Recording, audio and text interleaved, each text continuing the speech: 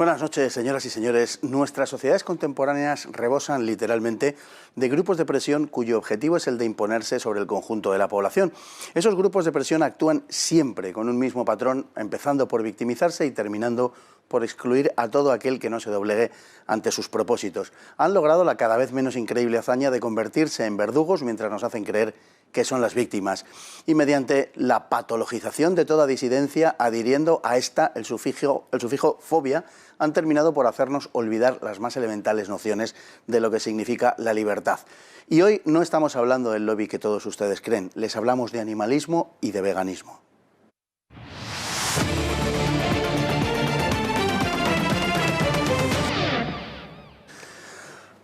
Vamos a echarle un vistazo a los orígenes del veganismo y a su realidad actual. Nada tenemos contra quienes libremente y siendo adultos optan por seguir el veganismo.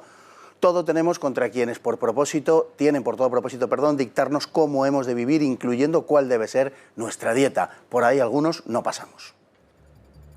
El origen del veganismo, tal y como nos ha llegado, hay que buscarlo en los llamados adventistas del séptimo día. Mediado el siglo XIX y hechizados por la inminencia de la llegada del milenio, es decir, del fin de los tiempos, formularon una serie de condiciones que incluían recomendaciones dietéticas. Esa vida saludable se convirtió en el centro de la preocupación de su fundadora, Ellen White, y desembocó en los planes de John Harvey Kellogg, un médico seguidor del adventismo que suscribió su oposición a la sal, el tabaco, el alcohol, la cafeína y las relaciones sexuales. Este último aspecto le obsesionó durante toda su vida. El afamado Kellogg, inventor del desayuno de los copos de maíz, había fundado un sanatorio y Ellen White aseguró que Dios le había indicado que debía hacer lo propio. El 15 de abril del 1906 se funda allí el Sanatorio de Loma Linda, con el objetivo declarado de convertirse en centro de formación de médicos que eran, al mismo tiempo, evangelistas y misioneros bajo la ordenanza de su interpretación de las Sagradas Escrituras y de la interpretación de que la dieta vegetariana es la única saludable. Desde entonces, los adventistas estuvieron facultados para formar a profesores titulados y doctores en medicina. En lo sucesivo, sería la vanguardia del vegetarianismo. En no pocas ocasiones, el vegano se ha convertido en una especie de evangelizador impulsado por unas dosis de fanatismo considerables. Su objetivo es influir socialmente y llegar hasta quienes legislan en la sociedad y hasta quienes manejan el poder cultural para prohibir el consumo de productos de origen animal. Conscientes de que la prohibición alimentaria es un objetivo difícil de alcanzar a corto plazo, el veganismo busca un compañero de viaje que le sirva para sensibilizar por la vía de la emotividad. Bajo la excusa del especismo y de la defensa de los más débiles y sin voz, que serían los animales, despierta el odio hacia los carnívoros u omnívoros como causantes del llamado maltrato animal, algo que parece llegar a una sociedad esencialmente urbanita que ignora la realidad del mundo rural. Lo cierto es que el veganismo se está abriendo paso en un mundo crecientemente urbanizado. Hoy se calcula que mueve más de 5.000 millones de euros en todo el mundo. Se ha convertido en un gigantesco negocio. En España puede que hasta el 7% de la población sea vegana. Esto es, que no consume ningún tipo de producto animal. El perfil del vegano en nuestro país es el de una mujer urbanita de entre 25 y 45 años de poder adquisitivo medio alto. En general, el veganismo exige de una actitud radical que rechaza sin matices todo cuanto no comparte. Don Alex Lachheim, ¿qué tal? ¿Cómo estamos? Un placer estar de nuevo aquí, don Fernando. A dar la pelea. Una de las cosas que más me llaman la atención al entrar en este asunto, al entrar en este tema, es que hay un gran número de gente, pero claro, la gente normalmente no nace vegana, quiero decir, no es educada de forma vegana, sino que en algún momento a lo largo de su vida llega al veganismo. Y hay una gran cantidad de casos, por lo menos de entre los que se hacen públicos, que relatan, digamos, el fenómeno de su llegada al veganismo como una especie de conversión casi religiosa. Sí, lo que acabamos de ver en la pieza de vídeo efectivamente es eso, es una secta religiosa cristiana protestante que tiene más de 20 y tantos millones de adeptos por el mundo, o sea, no es cosa menor. Los adventistas hablamos. Los adventistas del séptimo día. Esta señora Ellen White, ella entraba en trance como Santa Teresa y tenía visión. Esta señora era analfabeta, hay que decir que no tenía ninguna cultura, tenía una frágil salud y recibió una pedrada de pequeña, literal, que la dejó muy tocada. Bien, Pues en estos postulados de Ellen White se basa la iglesia que ella fundó, esta secta, que dice que solamente la dieta estrictamente vegetariana sería la saludable para purificar el alma y presentarse ante Jesús, ante Jesucristo. Entonces, estos son los fundamentos. Claro, cuando se crea el sanatorio de Loma Linda, hay una cosa que es incomprensible. 3 años después, California autoriza a ese sanatorio a llamarse College of Medical, no me acuerdo el nombre, es decir, ellos ya podían impartir enseñanzas universitarias y formar médicos titulados, pero evangelistas adventistas, tal cual. Y posteriormente ellos directamente forman su anhelada escuela de nutrición, una de las 8 que compondrían ese college, y forman a todos los nutricionistas de Estados Unidos, de América, a todos. De tal manera que cuando años después se crea en Estados Unidos la todopoderosa ADA, American Dietetic Association, la mayoría de los que forman el comité de esa institución son formados por son nutricionistas formados por las numerosas instituciones que ya tenían los adventistas del séptimo día, porque no solamente es Loma Linda, la Universidad de Andrews también es suya. De tal manera que el ADA, al final, años después, es dirigida por gente de estos adventistas y largan un manifiesto que es la posición de la Asociación Dietética Americana sobre la dieta vegana. Y dicen que esto es increíble, que es saludable en todas las etapas del crecimiento, incluidos los niños, deportistas, etcétera, etcétera, una cosa increíble. Lo cual hay que decir que no es verdad. Porque... Es que resulta que, sí, perdona que te interrumpa, 27 científicos firman ese manifiesto, y esto nadie lo dice en ningún medio de comunicación. De los 27, 25 son nutricionistas formados por los adventistas del séptimo día. Todos.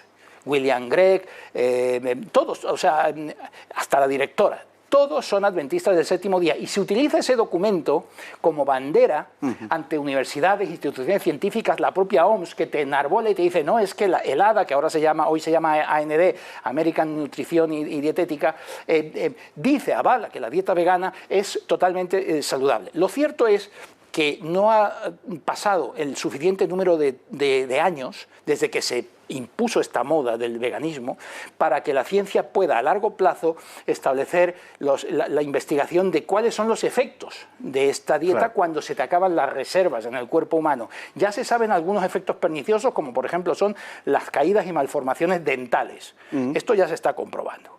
Pero lo cierto es que es una iglesia absolutamente fanática que ha logrado imponer en Occidente, porque el vegetarianismo existía en la India y tal, pero en Occidente pasó del vegetarianismo puro, es decir, con huevos y leche, pasó directamente al veganismo, gracias también a un inglés de una granja de Yorkshire, en Inglaterra, en el año 44, Donald Watson, que el hombre sufría mucho cuando los cerdos de la granja de su tío eran sacrificados, e inventa la palabra vegan, utilizando la primera y la última sílaba de la palabra vegetarian, y funda la sociedad vegana, la primera sociedad vegana del mundo.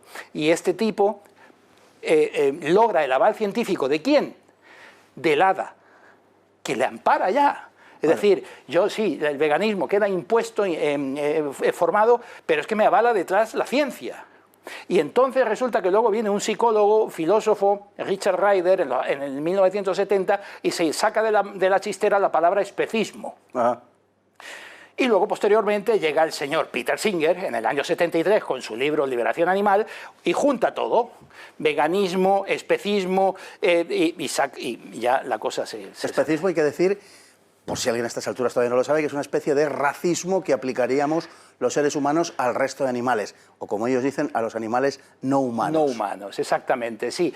Es decir, el concepto es que el ser humano no puede hacer uso y aprovechamiento de los recursos naturales y considerar a los animales como recursos, sino que son seres sintientes que sufren, que sienten dolor, etcétera, y que están al mismo nivel del humano. El concepto de dolor es muy importante en la creación, digamos, de toda esta historia, de todo este tejido ideológico. Sí, tejido ideológico que nace en suelo urbano, esto no sale del entorno rural, ni mucho menos de la ecología científica. Estos son fundamentos filosóficos y jurídicos que intentan dar derechos a los animales y que se basan en que tienen sistema nervioso central y que pueden sufrir dolor. Y cualquier ser vivo que tenga sistema nervioso central y pueda sufrir dolor, no es un recurso, no es algo, como dicen ellos, es alguien, pegándole una patada al diccionario, puesto que alguien siempre es una persona, o sea, no puede ser otra cosa que un ser humano.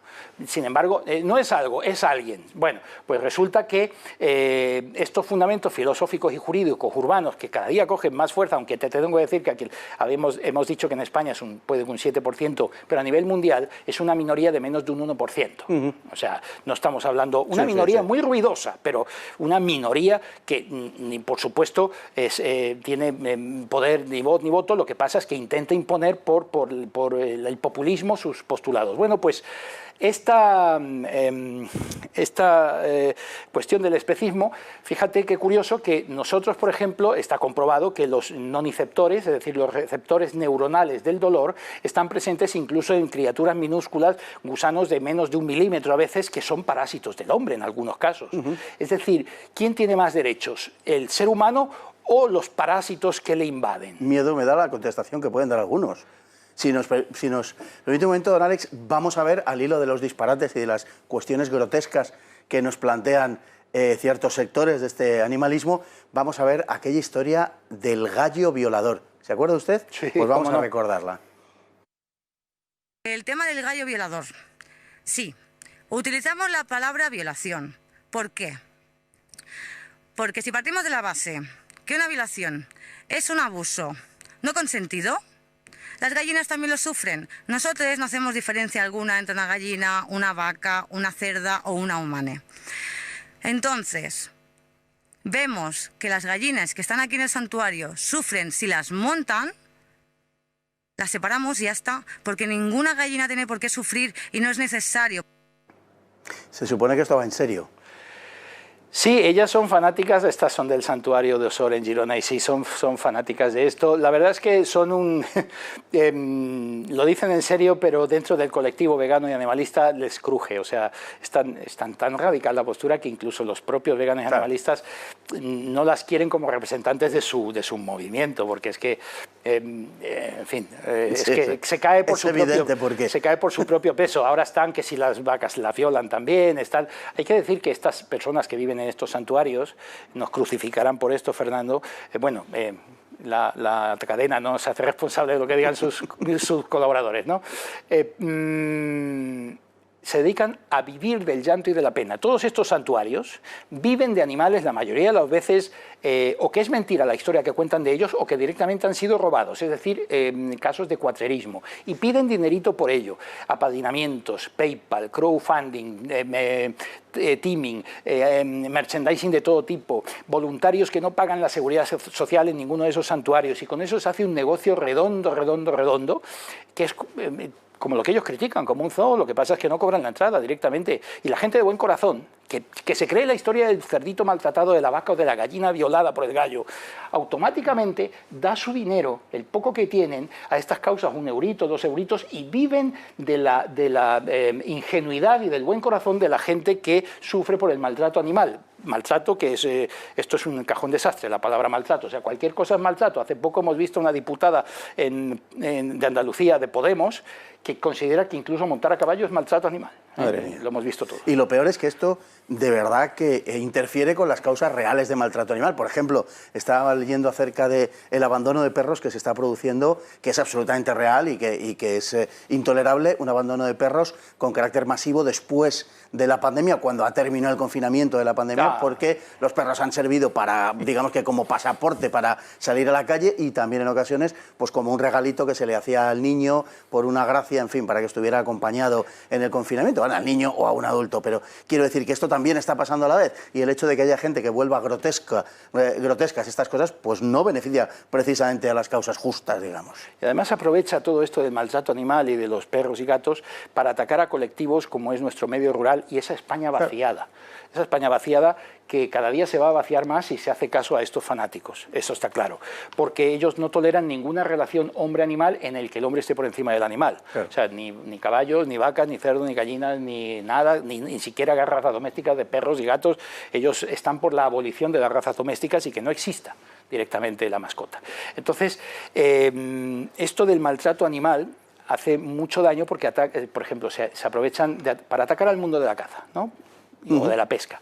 Bueno, pues todos los años, a pesar de que Seprona y la Fundación Affinity sacan los datos de abandonos de animales, de perros y de gatos, y que se sabe perfectamente que las máximas fechas de abandono son prevacacionales, sí, antes de Semana Santa, antes del verano, no sé qué, y que nunca coinciden con los periodos en los que están las vedas de caza abiertas, y que además las razas no son razas cinegéticas, pointers, setters, claro, y perros de caza.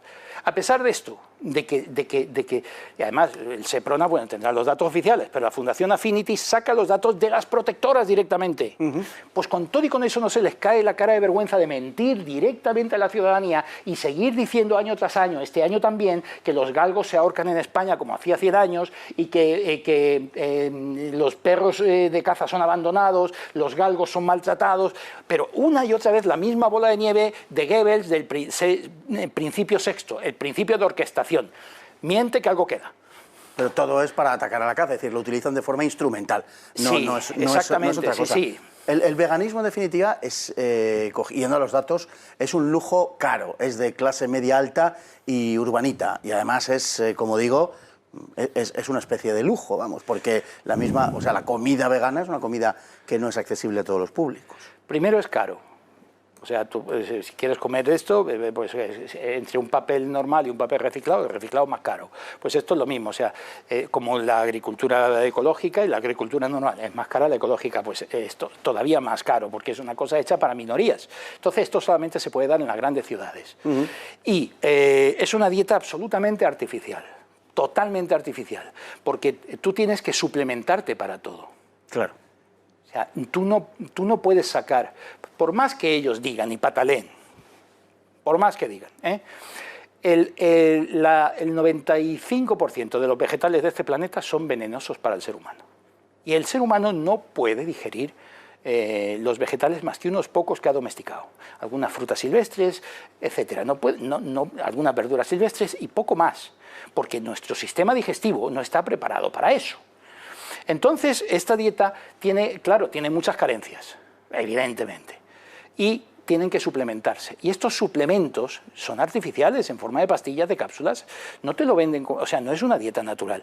Luego, aparte, es peligrosísima, por supuesto, por mucho que digan, o sea, los niños no se pueden criar con eso hasta que no estén formados hasta los 18 años, tú no puedes volverte vegano. Y hay sentencias, además, en algunos países. Sí, y hay niños que han muerto, y padres que han obligado a sus niños a ser veganos, algunos han muerto, otros, en todo el mundo, otros se los ha quitado la justicia, in extremis, a punto de morir, o sea, no, hay casos realmente graves. Es como por ejemplo, los de la sangre, los testigos de Jehová, que pues, al hijo no le niegan una transfusión. Bueno, pues aquí pasa lo mismo, o sea, aquí tú, hijo mío, vas a ser vegano por mis santas narices, te voy a criar así, o sea, pero claro, el padre resulta que se hizo vegano cuando ya era adulto. Cuando ya estaba formado y está obligando a su hijo a seguir una dieta desde el inicio de su vida. No hay derecho a eso, en absoluto. Luego todos los personajes públicos, deportistas, se me viene ahora a la cabeza Carl Lewis, por ejemplo, ¿no?, que se ha hecho vegano, y otros tantos. Oye, qué casualidad, se han hecho veganos después de haber ganado los títulos, de ser deportistas de renombre, etcétera, etcétera, pero no antes. O sea, no han competido siendo veganos. No, por supuesto. ¿Y qué pasa? Pues que no solo la vitamina B12, que como sabemos es básica y esencial para la vida humana. Su carencia puede ser mortal. Sí, mortal. Tiene un montón de contraindicaciones no tomarla, por supuesto. Es incompatible con la vida. No solamente la vitamina B12, que está presente únicamente en el tejido animal, o sea, no la puedes consumir de otra manera. Básicamente, los aminoácidos limitantes, los 10 aminoácidos limitantes, pues si juntas unos vegetales y otros, pues consigues un número de aminoácidos limitantes y bueno, vale, pero hay cosas que no puedes. Pero no solamente la B12, por ejemplo, ácidos grasos como el omega 3, el EPA y el DHA, que solo están presentes en los tejidos animales. Tampoco puedes, o la taurina. Tampoco puede decir que la taurina es un aminoácido casi inexistente en los vegetales y en los animales carnívoros es indispensable. Los felinos, por ejemplo, se mueren si no toman taurina, no cosas así. El 95%, como te digo, de los vegetales son venenosos y nuestro tracto digestivo, el cociente digestivo que se llama, en los humanos es de 0,8. En los carnívoros es de 1,4 y en los chimpancés, por ejemplo, es de 1,0. O sea, tenemos un tracto digestivo corto, de digestión rápida. Por lo tanto, no podríamos, con ese tipo de sistema digestivo, poder asimilar la celulosa. No podríamos, es imposible. Claro. Entonces, por más que te digan, no, es que el humano no es omnívoro, no. Luego, el sistema nervioso central humano representa el 22% de la tasa metabólica basal. Es muchísimo, nuestro cerebro consume muchísima energía, más de lo que la gente se piensa. Un chimpancé tiene un 8%, nada más. Es decir, que para que el cerebro creciera, hacía falta esa proteína animal. Claro. Por más que nieguen el registro fósil, estamos donde estamos porque el cerebro tuvo que crecer, no hay más. Luego el hierro, o sea, nosotros estamos preparados para asimilar el hierro de la hemoglobina y de la porfirina, es decir, de la sangre animal. No a través de los iones férricos vegetales como hacen los rumiantes. No podemos. Entonces, ¿qué ocurre? Que esos iones férricos no los podemos asimilar por la presencia de ácidos fenólicos, de fitatos. Y entonces, ¿qué hay que hacer? Suplementarse. Pero esos suplementos no son asimilables al 100%, lo cual dañan el hígado y los riñones porque hay que excretar lo que no se asimila por el cuerpo.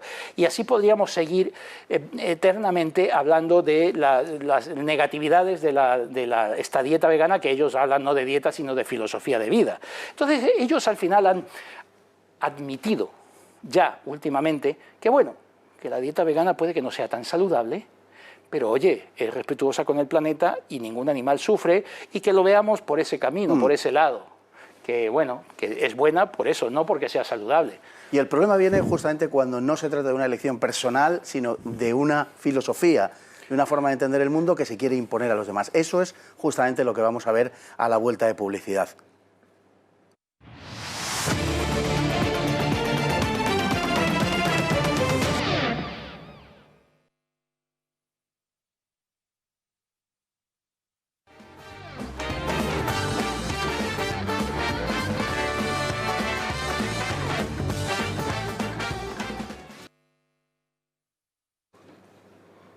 En las últimas décadas, algunos sectores del movimiento animalista han desarrollado unas actitudes abiertamente agresivas que han incluido la violencia física e incluso ha derivado en actos terroristas. Los actos de acoso se han generalizado y su estrategia violenta parece rendir fruto. La radicalidad de los movimientos animalistas y veganos ha sido campo abonado para la proliferación de extremistas que quieren ver realizadas sus ideas a toda costa. Para una gran parte de sus seguidores, el veganismo no es tanto una opción individual como una concepción del mundo que imponer al considerar que la única opción ética es prescindir de los productos animales. Tal punto de vista ha dado lugar a la aparición de organizaciones que despliegan actividades violentas en el nombre de la llamada liberación animal. Con frecuencia someten a acoso a mataderos, circos o zoológicos y no son raras las amenazas. Atacan también clubes taurinos y plazas de toros y han quemado camiones, gallineros, establos o mataderos. También han protagonizado actos contra protectoras de animales que deben sacrificar ejemplares peligrosos, contra vendedores de pieles y contra asociaciones de cazadores. Entre 1970 y 2005 fueron culpables de más de 1000 actos violentos, entre los que se encuentran 44 asaltos armados, 55 atentados con explosivos y 3 asesinatos solo en los Estados Unidos. En el conjunto del mundo suman unas 6000 acciones criminales. Circos y zoológicos son, para ellos, cárceles para los animales. Todos los espectáculos con animales deben ser clausurados, pues los animales, dicen, son secuestrados y maltratados para finalmente ser encerrados en espacios muy reducidos con el fin de ser utilizados para lo que consideran un entretenimiento banal e innecesario.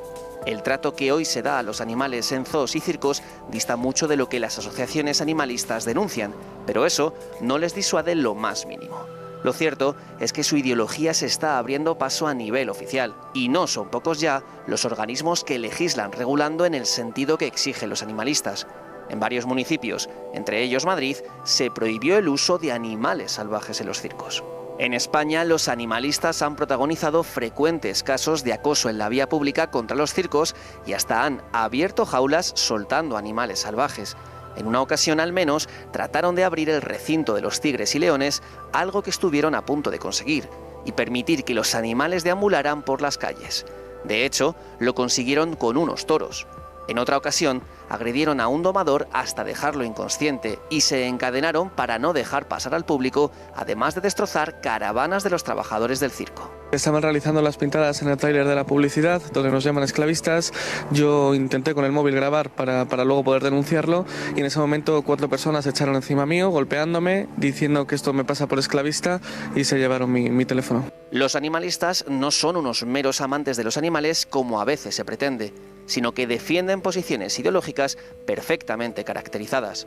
Así, el principal partido animalista de España asume un mensaje feminista y progres sin disimulo, lo que es compartido por los animalistas de otras partes del mundo. Algo que, por otro lado, pone de manifiesto cuáles son sus raíces filosóficas e ideológicas. Cuando se afirma que el veganismo no es tanto una postura individual como una postura global y que no hay una alternativa ética sino la que ellos plantean, indudablemente están abocando, al menos a una parte del movimiento, como se está viendo, hacia la violencia, puesto que plantean una cuestión que deja al resto de quienes no comparten sus ideas excluidos. Sí, esta minoría ruidosa intenta imponer por la fuerza del populismo la presión al legislador para que al final ignorante de que ellos son una minoría, legisle en función de su prohibicionismo que intentan imponer a una mayoría. O sea, ¿cómo puede ser en España, por ejemplo, según si hacemos caso a la pieza, 7% de veganos, un partido como el animalista, el PACMA, que tiene menos de 300.000 votantes, ¿cómo va a imponer a 47 millones de españoles su llamada ley cero, que es prohibir absolutamente todo hasta que te comas una loncha de jamón? O sea, ¿cómo es posible? Pues no es nada descabellado de que los cobardes de los políticos acaben doblando la rodilla y que estos intenten imponer su ética particular a la inmensa mayoría de españoles, que además nosotros, los normales, no nos hemos metido nunca con nadie. Ni los circos se han metido con ellos, ni los cazadores se han metido con ellos jamás, ni les han atacado, ni los pescadores deportivos, no digo ya los industriales, ni la gente de la industria cárnica, porque claro, es todo, o sea, no solamente no comer carne, ni leche, ni huevos, no puedes comer ni siquiera miel. Sí, claro. Porque esclavizas a las abejas. No puedes llevar un pañuelo de seda en la americana porque esclavizas a los gusanos de la seda. No puedes llevar un jersey de lana porque las pobres ovejas sufren al ser esquiladas. No puedes llevar un cinturón o unos zapatos de cuero porque, ¿qué te voy a decir yo? Primero hay que matar al animal. Y así sucesivamente. O sea, es un descriterio total y absoluto. Es una ética particular de ellos, su visión enfermiza de antropomorfizar a la fauna, porque esto no deja de ser una patología. Y además el perfil que daba la pieza es cierto, o sea, el perfil está perfectamente identificado sexualmente y por edades, etcétera, y esta gente sufre patologías no solamente de antropomorfizar, sino los síndromes de Bambi, el síndrome del nido vacío, es decir, personas que están solas y como no tienen con quién socializar, pues se vuelcan en los animales. Yo lo decía alguna vez aquí, yo creo que en este programa, el niño que no fue en su día al funeral de su abuela porque le ocultaron la muerte, porque es un tabú hoy en día hablar de la muerte, un hecho natural, y que el día de mañana se le muere el gato y le hace el funeral al gato. Es decir, estamos en ese punto. El de intentar imponer una visión de antropomorfismo hacia los animales, de ponerlos al mismo nivel, con unos supuestos derechos sin obligaciones, porque esto está claro, es decir, si tiene derechos, claro, hay obligaciones, está claro. Los derechos es una cosa inventada por el ser humano. Un animal no tiene esa perspectiva. Tú no le puedes decir, como comentábamos antes, que decirle a un tiburón, no te comas el atún. Claro. Porque va a sufrir, no come algas como la ballena, y además dile a tus hijos tiburoncitos que también se alimenten de algas. No, o sea, es imposible. Es evidente que estamos ante un absurdo planteado en esos términos. De hecho, ellos utilizan propósitos, o sea, sus objetivos son concretos. Uno de esos objetivos, quizá el más obvio, el primero, han sido los circos. Han actuado con verdadera violencia en ocasiones. Sí, es el eslabón débil que decíamos, claro, en algún programa. Los toros, además, los toros es el primer... se empezó por los toros. De hecho, el Partido Animalista se llamaba en origen Partido Antitaurino. Sí. Están bien subvencionados desde Europa, aunque cuesta seguir el rastro a esas subvenciones que llegan de fundaciones extranjeras, de Suiza, de Bélgica, de Holanda, pero o sea, no es gratuita la cosa, están bien financiados. Bueno, pues estos partidos, primero los toros, ¿por qué? Porque es el símbolo nacional, patrio, y lo primero que hay que hacer es acabar con el país. Entonces los toros representan, la tauromaquia representa todo lo que ellos odian. Es decir, para imponer, es un dogma de marxismo cultural, hay que acabar con la civilización conocida para imponer la tuya. Los toros es la bandera de este país. Entonces, lo primero, los toros. Y la gente entendería que los toros, bueno, a fin de cuentas es un maltrato, es no sé qué. Claro, lo que la gente no sabe es que el toro, por ejemplo, no es solamente, ya no vamos a entrar en que se extinga esta raza, que es un encaste, el toro bravo, que se extinga si desaparece la fiesta, que se extinguirá el toro bravo si desaparece la fiesta. No, es que lo que no saben es que va contra el planeta, porque en España tenemos un regalo de los romanos llamado dehesa. Sí, señor. Es un ecosistema único en el mundo, no existe en otro país del mundo. Y este ecosistema, que es un bosque mediterráneo, liberado de monte bajo, es decir, limpio, son encinas y alcornoques cada X metros y pasto, alberga linces, alberga águilas imperiales, cigüeñas negras, o sea, donde hay dehesas y donde hay ganado bravo, existe la mayor biodiversidad posible. Esto está claro. ¿Y quién sostiene las dehesas? Tres patas fundamentalmente, el toro bravo, el cochino de pata negra, sí, la ganadería transhumante, el corcho, son las patas que sostienen la dehesa. Si desaparecen esas patas, y el toro bravo es la principal, la dehesa desaparece. En otros países del mundo no hay jamón de pata negra, no porque no se pueda llevar el cerdo ibérico a criar en otros países, sino porque no existen las dehesas y no se pueden alimentar de bellotas. Claro. Están en montanera en las dehesas. Entonces, ese ecosistema desaparecería si no hay toro bravo. ¿Para qué lo vas a tener? El señor corta las encinas y planta patatas, que les son más rentables. Claro. Entonces, es antiecológico. Es tan simple como absolutamente. De hecho, ese ataque contra los zoos, a los que consideran cárceles y campos de exterminio, en fin, emplean este tipo de imágenes contra los zoos y contra los circos, es un ataque contra dos instituciones que son quizá las que más han hecho porque la gente conozca a los animales salvajes y los quiera. Sí, bueno, hablábamos en un programa anterior de cómo los zoos son reservas de la vida, de los éxitos que han tenido los zoos, no solamente en mamíferos que mencionábamos, bisonte europeo, lobo gris mexicano, cóndor de California, los mismos pandas, un montón de loros, de guacamayos, de reptiles de todo tipo. O sea, los zoos son verdaderos reservorios de vida. Es decir, pasa que a ellos les duele que las empresas privadas que tienen zoos se lucren con ellos y cobren una entrada al visitante. Pero eso no altera la naturaleza. No altera para... Ahora, Fernando, si tú le cambias el cartel y en vez de poner en la entrada, en vez de poner zoo, pones santuario, y en vez de cobrar una entrada, lo que haces es pedir... Te financias por crowdfunding. Limosnear, sí, por PayPal, por crowdfunding, por merchandising, por teaming, por voluntarios que van allí sin cotizar a la seguridad social y tal, y no te lucras con él. Entonces tienes todo el visto bueno, aunque sea el mismo parque, con los mismos animales, sí, y con el mismo sistema. Porque en los santuarios lo que hacen es precisamente decir, no, es que nuestros animales no van a la cadena alimentaria, van a morir y vivir aquí. Y claro, Vale, no entran en la cadena alimentaria, pero el negocio es el mismo. De hecho, en las piezas estas que habían pasado hace poco en una cadena de estas tipas de las gallinas, hablando del tema de los bisones hace poco, saltaron de uñas cuando Fran Rivera, que estaba en plató, les dijo, sí, os debe de costar mucho vivir de esto.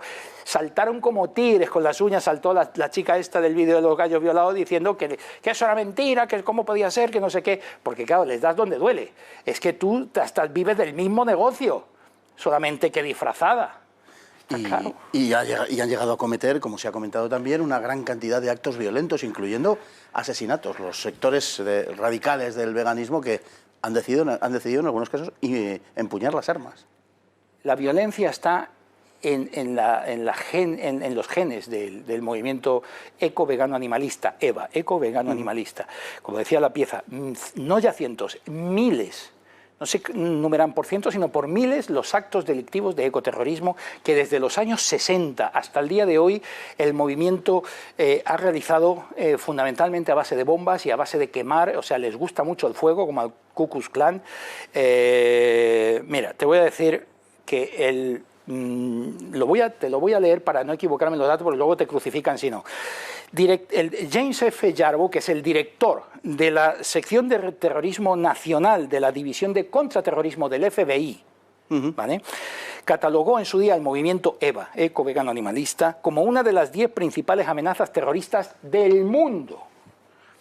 Ahí es nada. Y luego, Richard Bonner Cohen, que es el responsable del Centro Nacional de Investigación de Políticas Públicas, afirmaba que tanto el Frente de Liberación de la Tierra como el Frente de Liberación Animal son los responsables de los mayores atentados terroristas en suelo americano. Tal cual. Mira, te voy a decir, aparte de incendios en concesionarios de todo tipo, resorts de esquí, etcétera, todo lo que no les guste, bombas en bajos de coches. Mira, te voy a poner un ejemplo. El 8 de diciembre de 1998, el profesor Colin Blakemore, harto de 12 años de amenazas directamente y de ataques de esta gente, denunció a la milicia de los derechos de los animales, el Animal Rights Militia, por publicar su nombre en una lista de los 10 investigadores favorables a la investigación con animales médica. Bueno, como represalia, los EVA estos le enviaron una carta bomba que le explotó a su hija pequeña en la cara, y amenazaban con matar a los 10 de la lista. Así son, y esto es lo más suave. En septiembre tú córtame cuando quieras porque yo te voy leyendo. En septiembre del 2002, el Frente de Liberación de la Tierra declara, textual, abro comillas, mientras que la vida inocente nunca será dañada en cualquier acción que emprendamos, donde sea necesario, no dudaremos en tomar las armas para hacer justicia y proporcionar la necesaria protección a nuestro planeta que décadas de batallas legales, protestas y sabotaje económico no han logrado drásticamente alcanzar. En España, en el año 2003, estos señores entraron en la granja de bisones americanos que se crían para la peletería y los soltaron por el campo. Inundaron, les echaron la culpa a los pobres granjeros que se les habían escapado los bisones, ¿sabes? El caso es que entraron de noche con nocturnidad, alevosía y liberaron los bisones. El bisón americano es un bicho así, que no tiene competencia con el bisón europeo, que es más pequeño. A día de hoy, el bisón europeo está en peligro de extinción y solamente quedan unos pocos ejemplares en Navarra. Y para de contar, el bisón europeo, porque está invadido todo de bisones americanos, soltados por ellos. Y luego en el juicio no se pudo demostrar, que habían sido ellos porque faltaban pruebas y se archivó el caso de mala manera. Pero ellos son los responsables. Les tengo que hacer una pregunta rapidísima. ¿Es verdad que existe un pienso vegano para perros? Efectivamente existen animalistas, vegano-animalistas, que obligan a un carnívoro, como es un perro y un gato, les obligan a comer pienso vegano. Esto es un maltrato animal, a ellos que se les llena la boca que maltratas al animal porque le cortas a lo mejor el rabo, la oreja a un perro, ellos están hartos de cortarle los huevos a los perros para esto. Es un maltrato. Los culpables son los que fabrican esos piensos. Pues como nosotros no somos ni veganos ni perros, lo que vamos a hacer es comernos unos platos de jamón, de cebo, 50% ibérico, extraordinarios. Podéis pasar, por supuesto, Juanma, Carla, si quieres pasar también. Carla no quiere, aquí no obligamos a nadie a que no coma lo que quiera, a que coma lo que no quiera, pero tampoco vamos a permitir que nos digan lo que tenemos que comer. Así que va por todos ustedes, hoy no hay frase final, simplemente nuestra recomendación de que cada uno puede comer aquello que le parezca mejor. Este excelente jamón lo es, ¿verdad? Oye, está buenísimo, ¿eh? Del tiempo. Por cierto, el jamón que entra mejor con pan, también hay que decirlo. Y nos despedimos de todos ustedes hasta el próximo día, que si Dios quiere y nadie lo impide, pues será mañana. Muy buenas noches.